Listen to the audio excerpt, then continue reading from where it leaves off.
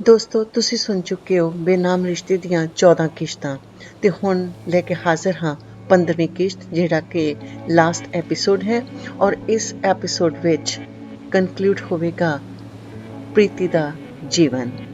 ਉਮੀਦ ਕਰਦੀ ਹਾਂ ਤੁਸੀਂ ਇਸ ਨੋਵਲ ਨੂੰ ਪਸੰਦ ਕੀਤਾ ਹੋਵੇਗਾ ਤੇ ਆਪਣੀ ਫੀਡਬੈਕ ਜ਼ਰੂਰ ਦੇਵੋਗੇ। ਫੀਡਬੈਕ ਦੇਣ ਵਾਸਤੇ ਤੁਸੀਂ ਲਾਈਕ ਕਰ ਸਕਦੇ ਹੋ ਰੇਡੀਓ ਸਾਂਝੀ ਆਵਾਜ਼ ਦਾ ਫੇਸਬੁੱਕ ਪੇਜ ਤੇ ਜਾਂ ਫਿਰ talking books YouTube channel like ਕਰਕੇ ਸਬਸਕ੍ਰਾਈਬ ਕਰ ਸਕਦੇ ਹੋ ਤੇ ਆਓ ਸੁਣਦੇ ਹਾਂ ਬੇਨਾਮ ਰਿਸ਼ਤੇ ਦੀ 15ਵੀਂ ਕਿਸ਼ਤ। ਫਿਰ ਦੂਜੇ ਦਿਨ ਹਵਾਲਦਾਰ ਵੀਰ ਆ ਗਿਆ ਤੇ ਬਹੁਤ ਜ਼ੋਰ ਪਾਉਣ ਦੇ ਉੱਪਰ ਆ ਗਿਆ। ਹੋਰ ਕੋਈ ਜਗ੍ਹਾ ਵੀ ਨਹੀਂ ਸੀ ਜਿੱਥੇ ਗੱਲ ਕੀਤੀ ਜਾ ਸਕੇ। ਪ੍ਰੀਤੀ ਨੇ ਮੰਜੇ ਤੇ ਬਿਠਾਇਆ, ਪਾਣੀ ਪਿਲਾਇਆ ਤੇ ਬੋਲੀ, ਵੀਰ ਜੀ ਤੁਹਾਡੀ ਬਹੁਤ ਮਿਹਰਬਾਨੀ ਹੈ ਕਿ ਤੁਸੀਂ ਇਸ ਨਿਮਾਣੀ ਦੇ ਡੇਰੇ ਤੇ ਆਏ ਹੋ। ਮੈਂ ਜੀਵਨ ਭਰ ਬਹੁਤ ਭਟਕੀ ਹਾਂ ਤੇ ਚੰਗੇ ਬੰਦੇ ਕਦੀ ਮਿਲੇ ਹੀ ਨਹੀਂ, ਇੱਕ ਮੇਰੇ ਪਤੀ ਬਬਲੂ ਤੋਂ ਸਿਵਾ। ਭੈਣ ਅੱਜ ਕੱਲ੍ਹ ਦੀ ਦੁਨੀਆ ਕੋਈ ਹੋਰ ਚਾਲ ਚੱਲਦੀ ਹੈ, ਚੰਗੇ ਹੋਣ ਦਾ ਵਿਖਾਵਾ ਹੀ ਹੈ, ਅੰਦਰੋਂ ਸਭ ਜ਼ਹਿਰ ਦੇ ਭਰੇ ਹਨ, ਕਿਸੇ ਕੋਲ ਕੋਈ ਸਹਿਨ ਸ਼ਕਤੀ ਨਹੀਂ, ਜ਼ਹਿਰ ਬੀਜਦੇ ਹਨ ਤੇ ਜ਼ਹਿਰ ਹੀ ਕੱਟਦੇ ਹਨ। ਹਾਂ ਦੱਸ ਕੀ ਗੱਲ ਹੈ, ਕਿਉਂ ਮੈਨੂੰ ਬੁਲਾਇਆ ਹੈ? ਮੈਂ ਵੀਰ ਜੀ ਬਚਪਨ ਵਿੱਚ ਹੀ ਗਲਤ ਰਸਤੇ ਪੈ ਗਈ। ਮੁਸਲਿਮ ਲੜਕੇ ਫਿਆਜ਼ ਨਾਲ ਭੱਜ ਗਈ, ਪੁਲਿਸ ਨੇ ਬਰਾਮਦ ਕੀਤਾ ਤੇ ਮੇਰਾ ਵਿਆਹ ਬਬਲੂ ਨਾਲ ਕਰ ਦਿੱਤਾ। ਬਬਲੂ ਆਪ ਬਹੁਤ ਚੰਗਾ ਸੀ ਪਰ ਉਸ ਦੇ ਦੋਸਤ ਚੰਗੇ ਨਹੀਂ ਸਨ। ਉਹਨਾਂ ਵਿੱਚੋਂ ਇੱਕ ਨੇ ਬੇਹੋਸ਼ੀ ਦੀ ਦਵਾ ਦੇ ਕੇ ਮੇਰੇ ਨਾਲ ਬਲਾਤਕਾਰ ਕੀਤਾ। ਇਸ ਘਟਨਾ ਨੇ ਮੈਨੂੰ ਤੋੜ ਦਿੱਤਾ। ਮੈਂ ਬਬਲੂ ਨੂੰ ਛੱਡ ਕੇ ਫਿਰ ਫਿਆਜ਼ ਕੋਲ ਚਲੀ ਗਈ, ਉਸ ਨਾਲ ਨਿਕਾਹ ਕਰ ਲਿਆ। ਦੁਬਾਰਾ ਮੈਨੂੰ ਫੜਿਆ ਗਿਆ, ਵਾਪਸ ਲਿਆਂਦਾ ਤੇ ਸਮਝਾ ਬੁਝਾ ਕੇ ਫਿਰ ਬਬਲੂ ਕੋਲ ਚਲੀ ਗਈ। ਗੁਰਦੁਆਰਾ ਪ੍ਰਬੰਧਕ ਕਮੇਟੀ ਨੇ ਨੰਦੇੜ ਗੁਰਦੁਆਰਾ ਸਾਹਿਬ ਭੇਜ ਦਿੱਤਾ, ਉੱਥੇ ਸੇਵਾਦਾਰ ਬਣੇ ਰਹੇ। ਫਿਰ ਮੇਰੇ ਪਤੀ ਨੇ ਉੱਥੇ ਢਾਬਾ ਖੋਲ੍ਹ ਲਿਆ ਤੇ ਫਿਰ ਫਿਆਜ਼ ਨੇ ਉੱਥੇ ਵੀ ਜਾਣਾ ਸ਼ੁਰੂ ਕਰ ਦਿੱਤਾ। ਮੇਰੇ ਪਤੀ ਨੇ ਦੁਖੀ ਹੋ ਕੇ ਮੈਨੂੰ ਫਿਆਜ਼ ਨਾਲ ਕਸ਼ਮੀਰ ਭੇਜ ਦਿੱਤਾ, ਘਰੋਂ ਕੱਢ ਦਿੱਤਾ ਬੱਚਿਆਂ ਦੇ ਸਮੇਤ। ਪਿਛਲੇ ਕਈ ਸਾਲਾਂ ਤੋਂ ਮੇਰੇ ਬੱਚੇ ਇੱਥੇ ਕੈਦ ਨੇ ਤੇ ਮੈਂ ਬੇਬਸ। ਬੀਬੀ ਤੇਰੀ ਕਹਾਣੀ ਬਹੁਤ ਹੀ ਅਫਸੋਸਨਾਕ ਆ। ਜੋ ਤੂੰ ਆਪਣੀ ਜਵਾਨੀ ਤੋਂ ਹੁਣ ਤੱਕ ਕਰਮ ਕੀਤੇ ਬਹੁਤ ਹੀ ਮਾੜੇ ਨੇ। ਗੁਰੂ ਦੇ ਹਜ਼ੂਰ ਤੋਂ ਆਨੰਦ ਕਾਰਜ ਕਰਵਾ ਕੇ ਫਿਰ ਉਸ ਬੰਦੇ ਕੋਲ ਚਲੀ ਗਈ ਜਿਸ ਨੇ ਤੈਨੂੰ ਨਾ ਭਰਾਵਾਂ ਜੋਗਾ ਰੱਖਿਆ ਤੇ ਨਾ ਮਾਂ ਜੋਗਾ, ਨਾ ਗੁਰੂ ਦੀ ਸਿੱਖੀ ਜੋਗਾ ਰੱਖਿਆ। ਤੇਰੇ ਘਰ ਵਾਲੇ ਦੀ ਸਹਿਨ ਸ਼ਕਤੀ ਦਾ ਮੈਂ ਕਾਇਲ ਹਾਂ ਕਿ ਉਹ ਸਭ ਕੁਝ ਅੱਖੀਂ ਵੇਖਦਾ ਰਿਹਾ। ਸਾਡੇ ਵਰਗਾ ਕੋਈ ਹੁੰਦਾ ਤਾਂ ਤੇਰੇ ਵੀ ਟੱਕਰੇ ਕਰ ਦਿੰਦਾ ਤੇ ਤੇਰੇ ਯਾਰ ਦੇ ਵੀ। ਫੌਜੀ ਬਹੁਤ ਕ੍ਰੋਧ ਵਿੱਚ ਆ ਗਿਆ। ਵੀਰ ਜੀ ਮੈਂ ਆਪਣੀਆਂ ਗਲਤੀਆਂ ਦੀ ਬਹੁਤ ਸਜ਼ਾ ਭੋਗ ਚੁੱਕੀ ਹਾਂ। ਮੈਂ ਇਸ ਧਰਤੀ ਤੇ ਭਾਰ ਹਾਂ। ਆਪਣੇ ਖਾਨਦਾਨ ਨੂੰ, ਆਪਣੇ ਧਰਮ ਨੂੰ ਰੁਸਵਾ ਕੀਤਾ। ਇਹ ਧਰਤੀ ਕਿਤੋਂ ਫੁੱਟ ਜਾਏ ਤੇ ਮੈਂ ਇਸ ਵਿੱਚ ਹੀ ਗਰਕ ਹੋ ਜਾਵਾਂ। ਤੇਰੇ ਵਰਗੀ ਤ੍ਰੀਮਤ ਦਾ ਇਹੋ ਹਾਲ ਹੋਣਾ ਚਾਹੀਦਾ ਹੈ। ਮੈਂ ਤੇ ਇਸ ਭੁਲੇਖੇ ਵਿੱਚ ਰਿਹਾ ਕਿ ਤੇਰੇ ਨਾਲ ਫਿਆਜ਼ ਨੇ ਧੋਖਾ ਕੀਤਾ, ਤੈਨੂੰ ਕੱਢ ਕੇ ਲਿਆਇਆ ਹੈ, ਇੱਥੇ ਡੱਕ ਦਿੱਤਾ। ਸ਼ਹਿਰ ਵਿੱਚ ਹੋਰ ਵੀ ਤੇ ਥਾਂ ਹੈ ਜਿੱਥੇ ਪੰਜਾਬੀ ਰਹਿੰਦੇ ਨੇ, ਉੱਥੇ ਰੱਖ ਸਕਦਾ ਸੀ। ਉਸਨੇ ਆਪਣੇ ਬਚਾਅ ਵਾਸਤੇ ਇਹ ਡਾਊਨਟਾਊਨ ਲੱਭ ਕੇ ਫਸਾਇਆ। ਮੈਂ ਤੈਨੂੰ ਭੈਣ ਮੰਨਦਾ ਹਾਂ, ਭਾਵੇਂ ਜਿਹੋ ਜਿਹੀ ਵੀ ਤੂੰ ਹੈ। ਤੇਰੇ ਜਿਹੀ ਔਰਤ ਨੂੰ ਜੀਣ ਦਾ ਵਾਕਿਆ ਹੀ ਕੋਈ ਹੱਕ ਨਹੀਂ। ਹਾਂ ਵੀਰ ਜੀ ਮੈਂ ਮਰ ਜਾਣਾ ਚਾਹੁੰਦੀ ਹਾਂ, ਪਰ ਇਹਨਾਂ ਬੱਚਿਆਂ ਦਾ ਕੀ ਕਰੇਂਗੀ? ਇਸੇ ਲਈ ਤੁਹਾਨੂੰ ਬੁਲਾਇਆ ਹੈ, ਪ੍ਰੀਤੀ ਨੇ ਹੱਥ ਜੋੜ ਕੇ ਕਿਹਾ। ਇਸ ਵਿੱਚ ਮੈਂ ਤੇਰੀ ਕੀ ਮਦਦ ਕਰ ਸਕਦਾ ਹਾਂ? ਇਹ ਨਾ ਕਹਿ ਦੇਈਂ ਕਿ ਮੈਂ ਇਹਨਾਂ ਨੂੰ ਆਪਣੇ ਪਿੰਡ ਭੇਜ ਦਿਆਂ। ਨਹੀਂ ਵੀਰ ਜੀ, ਮੈਂ ਬੱਚਿਆਂ ਨੂੰ ਇਹਨਾਂ ਦੇ ਪਾਪਾ ਕੋਲ ਨੰਦੇੜ ਭੇਜਣਾ ਚਾਹੁੰਦੀ ਹਾਂ। ਪਾਪਾ ਕੋਲ? ਹੈਰਾਨੀ ਨਾਲ ਫੌਜੀ ਨੇ ਪੁੱਛਿਆ। ਹਾਂਜੀ। ਕੀ ਉਹ ਰੱਖ ਲਵੇਗਾ? ਹਾਂ ਵੀਰ ਜੀ, ਉਹ ਇਹਨਾਂ ਬੱਚਿਆਂ ਨਾਲ ਬਹੁਤ ਪਿਆਰ ਕਰਦੇ ਹਨ। ਉਹਨਾਂ ਦੀ ਜਾਨ ਇਹਨਾਂ ਵਿੱਚ ਸੀ। ਬੱਚੇ ਵੀ ਜਾਣ ਨੂੰ ਤਿਆਰ ਹਨ ਤੇ ਉਹ ਬੱਚਿਆਂ ਨੂੰ ਜ਼ਰੂਰ ਰੱਖ ਲੈਣਗੇ। ਫਿਰ ਇਸ ਤੋਂ ਵਧੀਆ ਕੀ ਗੱਲ ਹੋ ਸਕਦੀ ਹੈ? ਬੱਚਿਆਂ ਦੇ ਦਿਨ ਬਦਲ ਜਾਣਗੇ, ਇਸ ਬੰਦੀਖਾਨੇ ਤੋਂ ਆਜ਼ਾਦ ਹੋ ਜਾਣਗੇ। ਮੈਂ ਇਸ ਵਿੱਚ ਤੇਰੀ ਕੀ ਮਦਦ ਕਰ ਸਕਦਾ? ਵੀਰ ਜੀ, ਮੇਰੇ ਕੋਲ ਇਕੱਠੇ ਕੀਤੇ ਕੁਝ ਪੈਸੇ ਹਨ। ਤੁਸੀਂ ਇਹਨਾਂ ਬੱਚਿਆਂ ਦਾ ਜੰਮੂ ਤੋਂ ਟਿਕਟ ਬੁੱਕ ਕਰਵਾ ਦਿਓ। ਮੈਂ ਆਪੇ ਜਾ ਕੇ ਇਹਨਾਂ ਨੂੰ ਗੱਡੀ ਚੜਾ ਦਿਆਂਗੀ। ਸਿੱਧੀ ਗੱਡੀ ਅਮਰਾਵਤੀ ਸ਼ਹਿਰ ਰੁਕਦੀ ਹੈ ਤੇ ਉੱਥੇ ਬੱਸ ਤੇ ਬੈਠ ਕੇ ਪਿਤਾ ਕੋਲ ਢਾਬੇ ਤੇ ਪਹੁੰਚ ਜਾਣਗੇ। ਇਹਨਾਂ ਦੇ ਪਿਤਾ ਦਾ ਢਾਬਾ ਬਹੁਤ ਪ੍ਰਸਿੱਧ ਆ। ਨੰਦੇੜ ਜਾਣ ਵਾਲੀਆਂ ਸਾਰੀਆਂ ਬੱਸਾਂ ਉੱਥੇ ਹੀ ਰੁਕਦੀਆਂ ਨੇ। ਬੱਚੇ ਆਪੇ ਚਲੇ ਜਾਣਗੇ? ਹਾਂ ਵੀਰ ਜੀ, ਤੁਸੀਂ ਸਿਰਫ ਟਿਕਟ ਬੁੱਕ ਕਰਵਾ ਦਿਓ, ਬਾਕੀ ਸਭ ਹੋ ਜਾਏਗਾ। ਉੱਠ ਕੇ ਸੂਟਕੇਸ ਵਿੱਚੋਂ ਪ੍ਰੀਤੀ ਨੇ 1000 ਰੁਪਏ ਫੌਜੀ ਨੂੰ ਦਿੱਤੇ, ਜਿਹੜੇ ਸ਼ਮੀਮ ਉਹਨੂੰ ਦੇ ਕੇ ਗਈ ਸੀ। ਪੈਸੇ ਤੂੰ ਆਪਣੇ ਕੋਲ ਰੱਖ ਬੀਬੀ, ਮੈਂ ਬੱਚਿਆਂ ਦੀ ਟਿਕਟ ਬੁੱਕ ਕਰਵਾ ਦਿਆਂਗਾ ਤੇ ਫੋਨ ਤੇ ਤੈਨੂੰ ਦੱਸ ਦਿਆਂਗਾ।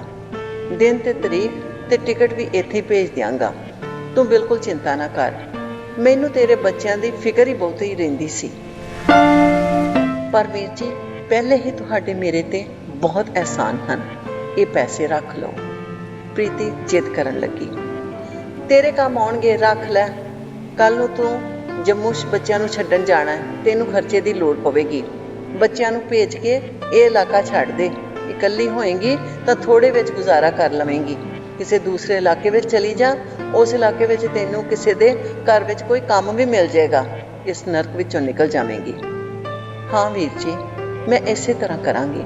ਬੱਚਿਆਂ ਦੇ ਸਹੀ ਸਲਾਮਤ ਪਹੁੰਚਣ ਦੀ ਖਬਰ ਆ ਜਾਏ, ਮੈਂ ਸੁਰਖਰੂ ਹੋ ਜਾਵਾਂਗੀ। ਕੋਈ ਗੱਲ ਨਹੀਂ, ਮੈਂ 2-4 ਦਿਨਾਂ ਵਿੱਚ ਤੈਨੂੰ ਖਬਰ ਕਰਦਾ ਹਾਂ। ਟਿਕਟ ਬੁੱਕ ਕਰਨ ਦੀ ਮੈਨੂੰ ਬੱਚਿਆਂ ਦੇ ਨਾਂ ਲਿਖਵਾ ਦੇ। ਕੋਈ ਪਹਿਚਾਣ ਦਾ ਕਾਗਜ਼ ਹੈ ਇਹਨਾਂ ਕੋਲ? ਹਾਂ ਜੀ, ਇਹਨਾਂ ਦੇ ਸਕੂਲ ਸਰਟੀਫਿਕੇਟ ਹਨ, ਉੱਥੋਂ ਦੇ ਹੀ। ਇਹਨਾਂ ਨੂੰ ਨਾਲ ਦੇ ਦੇਈਂ। ਮੈਂ ਪਤਾ ਵੀ ਕਰਦਾ ਕਿ ਉਧਰ ਕੋਈ ਮਰਾਠੀ ਛੁੱਟੀ ਜਾਣ ਵਾਲਾ ਤੇ ਨਹੀਂ, ਉਸੇ ਨਾਲ ਭੇਜ ਦਿਆਂਗਾ, ਕਹਿ ਕੇ ਫੌਜੀ ਚਲਾ ਗਿਆ। ਪ੍ਰੀਤੀ ਦੀ ਵਿਉਂਤ ਸਫਲ ਹੁੰਦੀ ਲੱਗ ਰਹੀ ਸੀ। ਉਹ ਬਹੁਤ ਖੁਸ਼ ਸੀ ਕਿ ਉਸ ਦੀ ਧੀ ਇੱਥੋਂ ਚਲੀ ਜਾਵੇਗੀ, ਜਹਾਦੀ ਜਰਵਾਣਿਆਂ ਤੋਂ ਬਚ ਜਾਵੇਗੀ, ਨਹੀਂ ਤਾਂ ਕਦੀ ਉਹ ਵੀ ਪਤਿਤ ਹੋ ਜਾਵੇਗੀ। ਫਿਰ ਵਿਚਾਰੀ ਕੀ ਕਰੇਗੀ? ਕਿਵੇਂ ਜੀਵਨ ਬੀਤੇਗਾ ਉਸ ਵਿਚਾਰੀ ਭੋਲੀ ਭਾਲੀ ਮੇਰੀ ਬੱਚੀ ਦਾ? ਫੌਜੀ ਦੇ ਜਾਣ ਬਾਅਦ ਪ੍ਰੀਤੀ ਨੇ ਬੱਚਿਆਂ ਨੂੰ ਭੇਜਣ ਦੀ ਤਿਆਰੀ ਕਰਨੀ ਸ਼ੁਰੂ ਕਰ ਲਈ। ਵਿਚਾਰਿਆਂ ਕੋਲ ਕੋਈ ਖਾਸ ਕੱਪੜਾ ਲੱਤਾ ਵੀ ਨਹੀਂ ਸੀ। ਜੋ ਕੁਝ ਵੀ ਸੀ ਧੋ ਕੇ ਪ੍ਰੈਸ ਕਰਵਾ ਕੇ ਸਾਂਭ ਕੇ ਰੱਖ ਦਿੱਤੇ। ਉਸ ਨੂੰ ਪੂਰੀ ਉਮੀਦ ਸੀ ਕਿ ਫੌਜੀ ਵੀਰ ਸਭ ਜਲਦੀ ਕਰ ਦੇਵੇਗਾ। ਪ੍ਰੀਤੀ ਦਾ ਚਾਅ ਤੇ ਖੁਸ਼ੀ ਉਸ ਦੀ ਚਾਦਰ ਤੋਂ ਵੀ ਵਧੇਰੀ ਸੀ। ਫਿਰ ਜਲਦੀ ਹੀ ਪਤਾ ਲੱਗ ਗਿਆ ਕਿ ਸ਼ਨੀਵਾਰ ਨੂੰ CRPF ਦੀ ਕਾਨਵੇ ਵਿੱਚ ਕੋਈ ਪੂਨੇ ਦਾ ਜਵਾਨ ਜਾ ਰਿਹਾ ਤੇ ਐਤਵਾਰ ਨੂੰ ਗੱਡੀ ਉਸਨੇ ਫੜਨੀ ਹੈ। ਉਸੇ ਗੱਡੀ ਵਿੱਚ ਬੱਚਿਆਂ ਦੀ ਟਿਕਟ ਵੀ ਬੁੱਕ ਹੋ ਗਈ। ਸ਼ਨੀਵਾਰ ਨੂੰ ਕੁਸਮ ਤੇ ਅਰਸ਼ ਨੂੰ ਲੈ ਕੇ ਬੱਸ ਵਿੱਚ ਪ੍ਰੀਤੀ ਦਾ ਜਾਣਾ ਵੀ ਤੈਅ ਹੋ ਗਿਆ ਤੇ ਸਵੇਰੇ ਉਹ ਫੌਜੀ ਨੂੰ ਸਟੇਸ਼ਨ ਤੇ ਹੀ ਮਿਲੇਗੀ। ਉਸ ਦਾ ਮੋਬਾਈਲ ਨੰਬਰ ਵੀ ਫੌਜੀ ਵੀਰ ਨੇ ਭੇਜ ਦਿੱਤਾ ਸੀ। ਸ੍ਰੀਨਗਰ ਵਿੱਚ ਹੀ ਗੱਲਬਾਤ ਕਰਵਾ ਦਿੱਤੀ ਸੀ।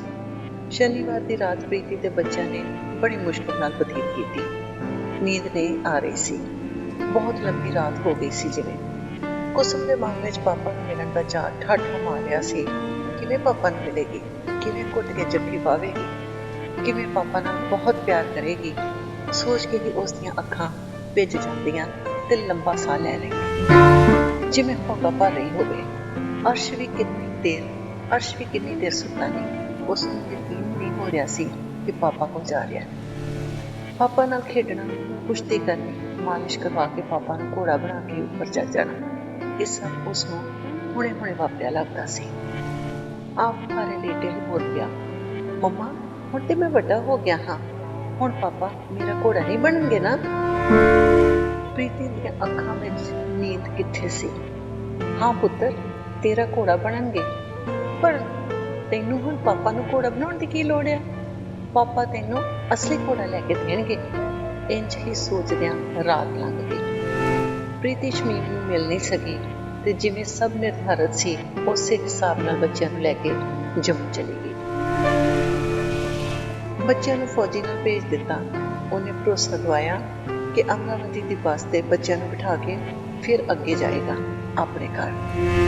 ਪ੍ਰੀਤੀ ਨੇ ਬੱਚਿਆਂ ਨਾਲੋਂ ਵਿਛੜ ਜਾਣਾ ਸੀ, ਪਰ ਹਿੰਮਤ ਨਾਲ ਉਹਨਾਂ ਨੂੰ ਪੱਕਿਆ ਕਰ ਰਹੀ ਸੀ ਕਿ ਨੰਦੇੜ ਪਹੁੰਚਦੇ ਹੀ ਫੋਨ ਕਰਨਾ, ਪਾਪਾ ਨਾਲ ਗੱਲ ਕਰਵਾਉਣੀ, ਰਸਤੇ ਵਿੱਚ ਅੰਕਲ ਨੂੰ ਤੰਗ ਨਹੀਂ ਕਰਨਾ, ਗਲਾ ਭਰਿਆ ਹੋਇਆ ਸੀ।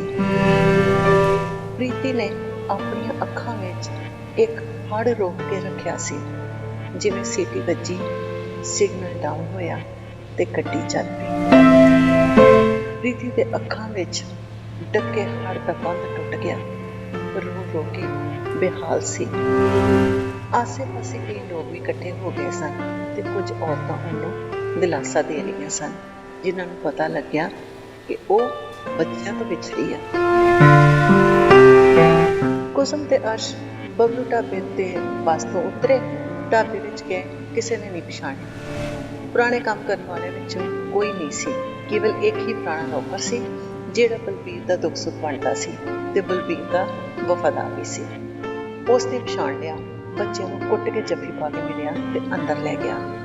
ਉੱਚੀ ਉੱਚੀ ਬੋਲਿਆ, ਬਾਬੂ ਜੀ ਵੇਖੋ ਕੌਣ ਆਏ ਹਨ। ਬਲਬੀਰ ਨੂੰ ਦੁਪਹਿਰ ਦੇ ਭੋਜਨ ਤੋਂ ਬਾਅਦ ਅੰਦਰ ਝਪਕੀ ਲੈਣ ਦੀ ਆਦਤ ਸੀ। ਉੱਠਿਆ ਤੇ ਆਵਾਜ਼ ਦਿੱਤੀ, ਕੌਣ ਹੈ? ਉੱਠ ਕੇ ਵੇਖੋ ਤੇ ਸਹੀ।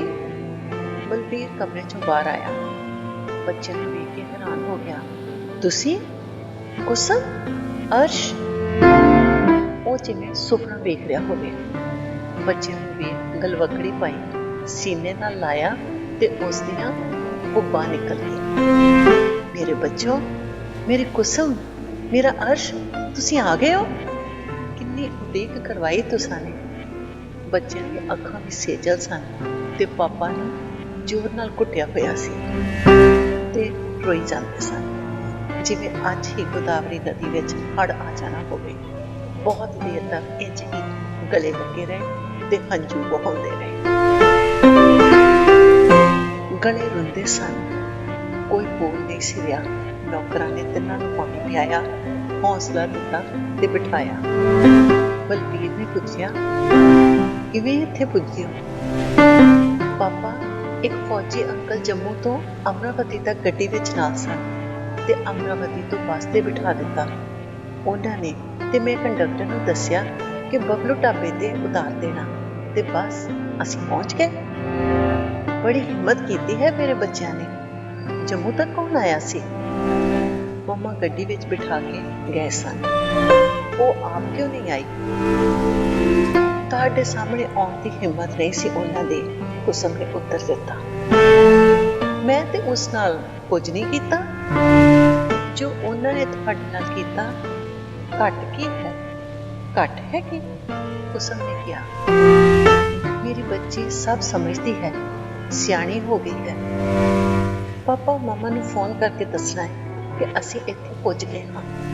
ਬਹੁਤ ਫਿਕਰ ਵਿੱਚ ਹੋਵੇਗੀ। ਮੈਂ ਤੁਹਾਨੂੰ ਮੋਬਾਈਲ ਨੰਬਰ ਦਿੰਦੀ ਹਾਂ।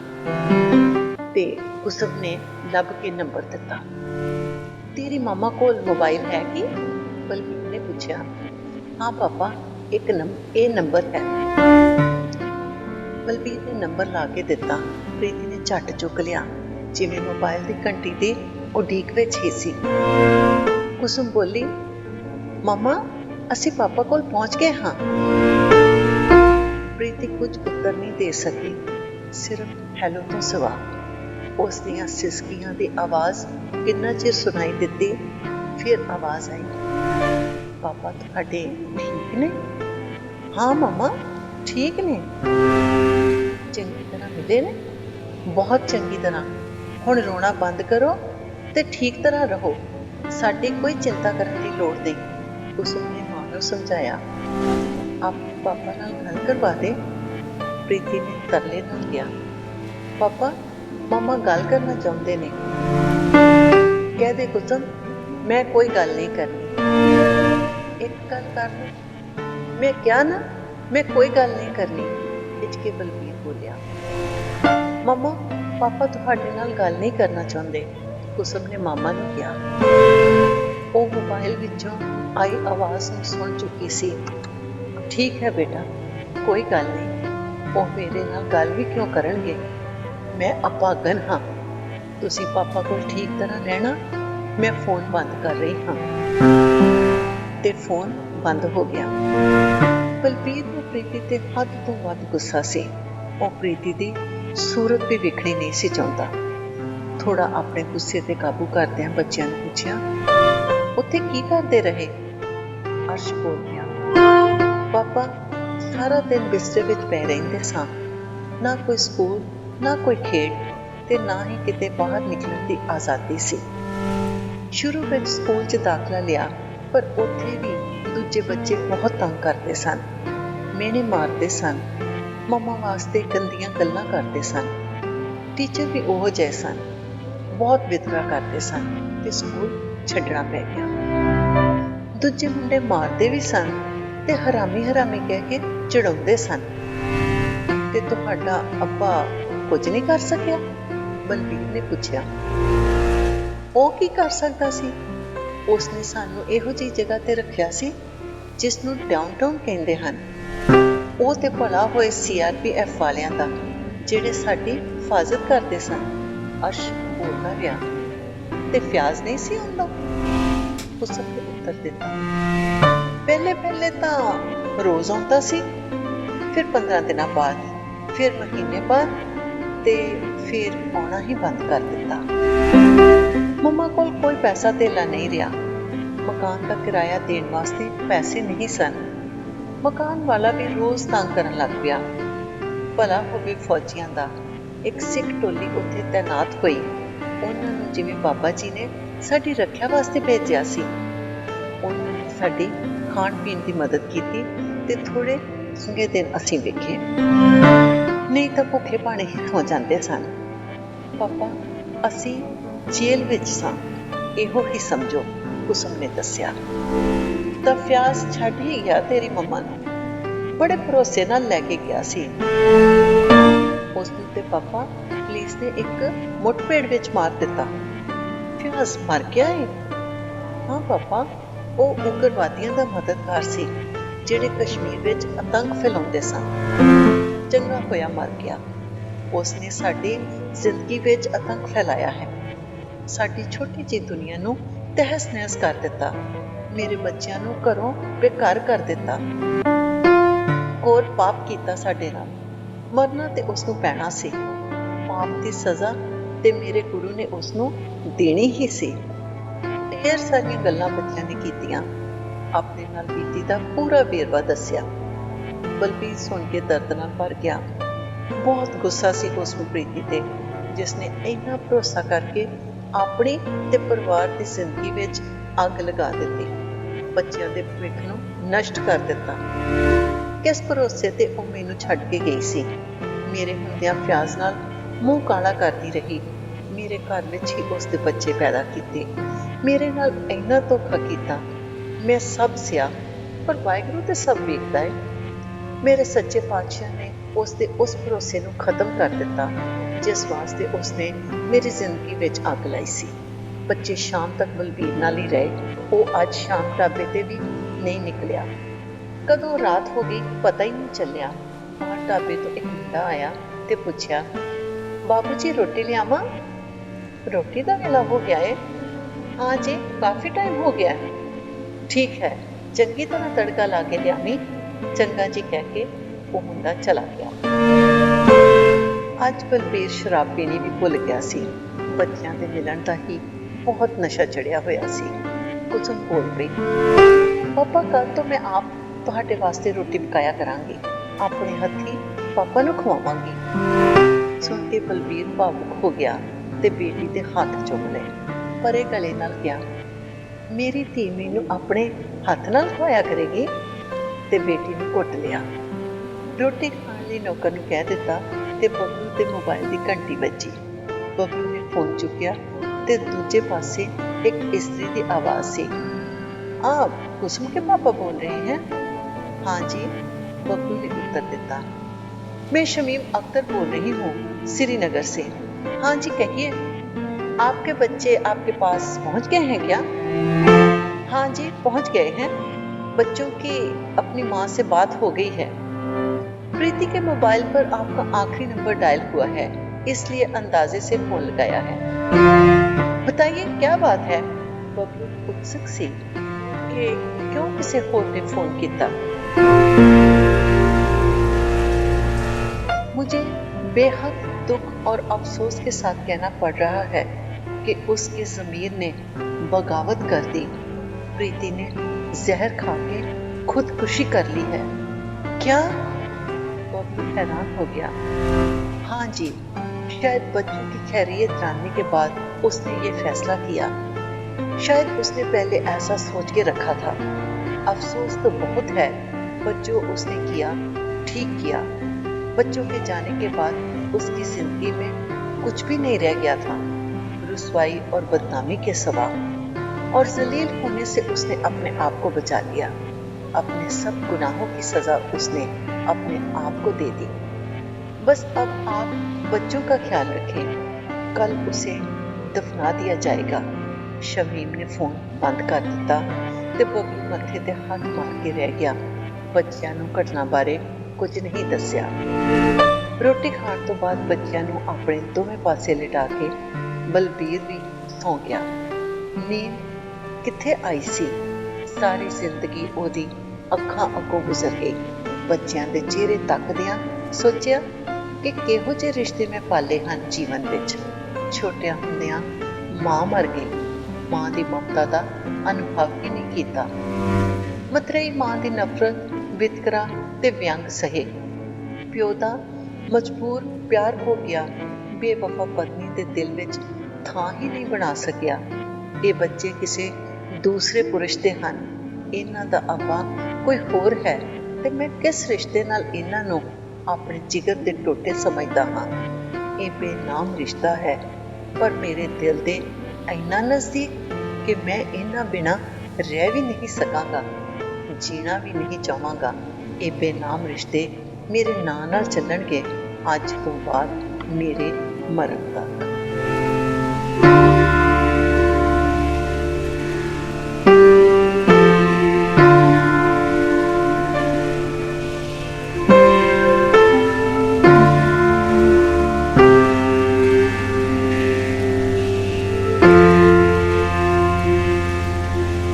ਤੁਸੀਂ ਭੁਪਿੰਦਰ ਸਿੰਘ ਰੈਣਾ ਦੇ ਲਿਖੇ ਹੋਏ ਨਾਵਲ ਬੇਨਾਮ ਰਿਸ਼ਤੇ ਨੂੰ ਲੜੀਵਾਰ ਕਿਸ਼ਤਾਂ ਵਿੱਚ ਸੁਣਿਆ ਤੇ ਮੈਂ ਚਾਹੁੰਦੀ ਹਾਂ ਕਿ ਤੁਹਾਡੇ ਨਾਲ ਰਿਵਿਊਜ਼ ਵੀ ਸਾਂਝੇ ਕੀਤੇ ਜਾਣ ਕਿ ਦੂਸਰੇ ਲੋਕਾਂ ਨੇ ਇਹਦੇ ਬਾਰੇ ਕੀ ਕਿਹਾ ਤੇ ਤੁਹਾਡੇ ਫੀਡਬੈਕ ਵੀ ਜ਼ਰੂਰੀ ਹੈ ਕਿ ਸਾਡੇ ਤੱਕ ਪਹੁੰਚੇ ਨਾਵਲ ਬਾਰੇ ਤੇ ਨਾਵਲ ਨੂੰ ਆਡੀਓ ਦੇ ਵਿੱਚ ਪੇਸ਼ ਕਰਨ ਬਾਰੇ।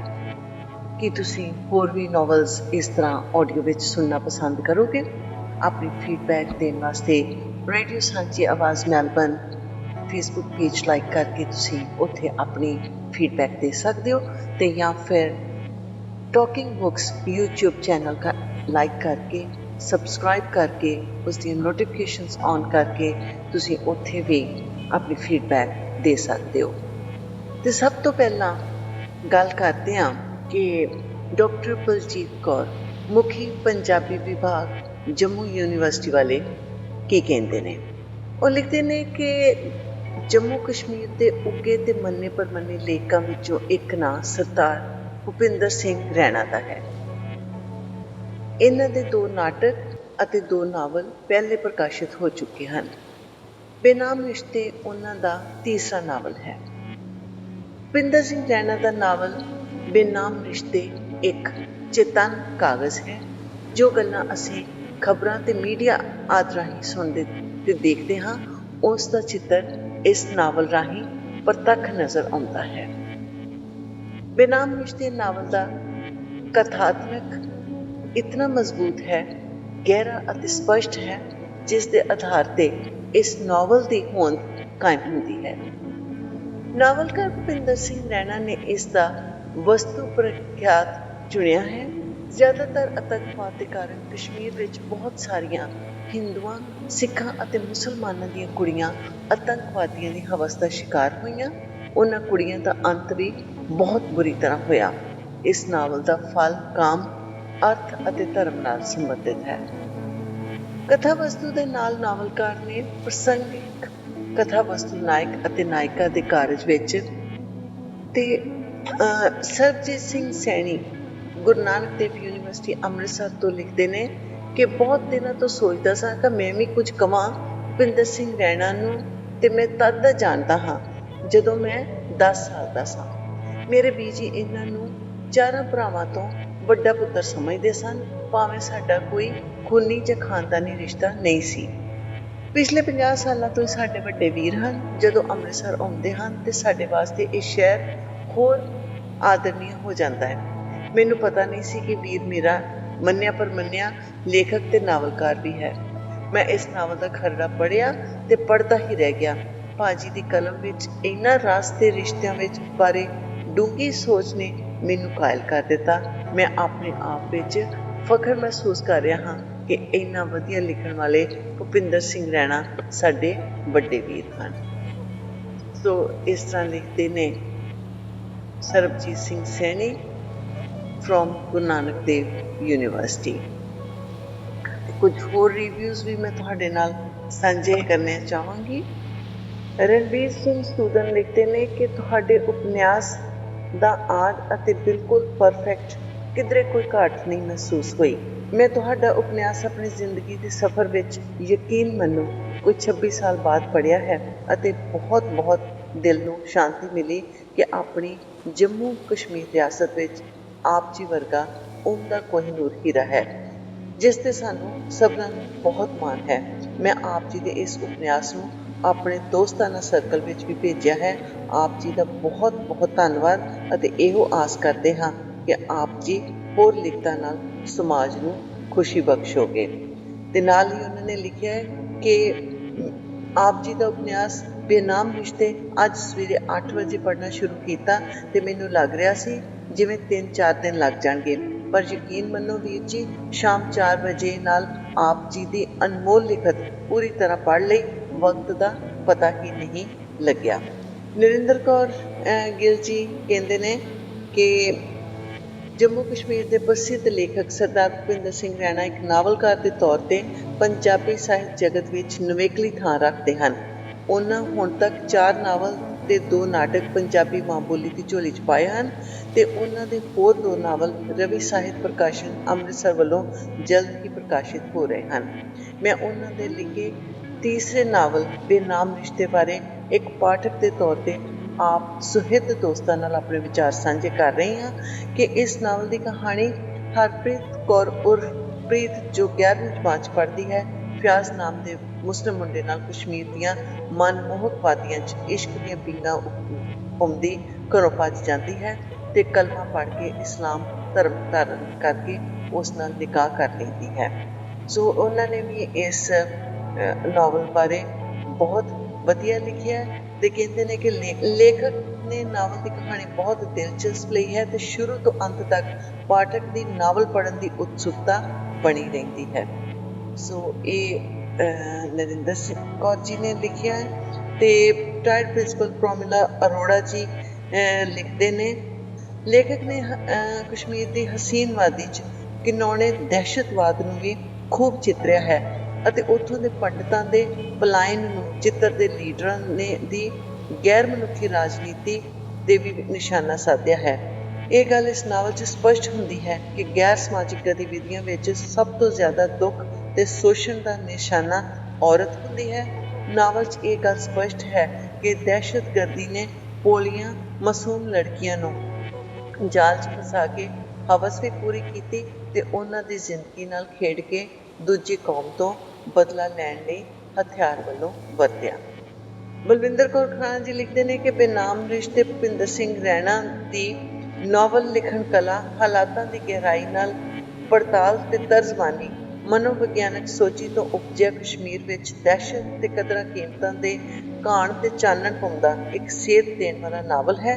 ਇਸ ਦਾ ਕਥਾਨਕ ਬਹੁਤ ਮਜ਼ਬੂਤ ਹੈ, ਜੋ ਅੱਲੜ ਉਮਰ ਦੇ ਅੰਤਰਜਾਤੀ ਪਿਆਰ ਤੋਂ ਸ਼ੁਰੂ ਹੋ ਕੇ ਔਰਤ ਪ੍ਰਤੀ ਸਮਾਜ ਦੀ ਸੌੜੀ ਸੋਚ ਤੋਂ ਗੁਜ਼ਰਦਾ ਹੋਇਆ ਦਹਿਸ਼ਤਵਾਦ ਦੇ ਭਿਆਨਕ ਰੂਪ ਨੂੰ ਚਿਤਰਦਾ ਹੈ। ਸੋ ਇਹ ਸਨ ਕੁਝ ਰਿਵਿਊਜ਼ ਬੇਨਾਮ ਰਿਸ਼ਤੇ ਬਾਰੇ ਜੋ ਮੈਂ ਤੁਹਾਡੇ ਨਾਲ ਸਾਂਝੇ ਕਰਨਾ ਚਾਹੁੰਦੀ ਸਾਂ। ਇੱਕ ਵਾਰੀ ਫੇਰ ਬਹੁਤ ਥੈਂਕਸ ਤੇ ਤੁਹਾਡੀ ਫੀਡਬੈਕ ਦੀ ਉਡੀਕ ਵਿੱਚ ਸ਼ਮਾ ਪੰਗੂ।